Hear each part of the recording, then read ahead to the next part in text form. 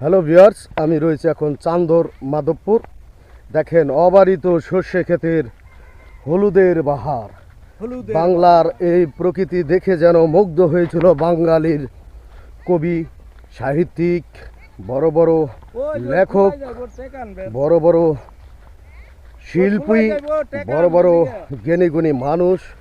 আসলে এই বাংলাদেশ ৬৮,০০০ গ্রাম বাংলার চিরচারিত ঐতিহ্য। এই আমাদের এই বাংলাদেশ ৩ ফসলের মাঠ। এগুলোতে প্রথমে সরিষা, তারপর ধান, তারপর বোরো ধান, ৩ ফসলের জমিগুলো এতটাই উর্বর ছিল এক সময়, প্রচণ্ড বাম্পার ফলন হতো। কিন্তু কালের বিবর্তনে টিএসপি, ফার্টিলাইজার এবং অন্যান্য সারের কারণে কিন্তু এখন এই জমিগুলো সার ছাড়া এখন আর ফসল আবাদ করা সম্ভব হচ্ছে না। আসলে বাংলাদেশ কৃষি প্রধান দেশ।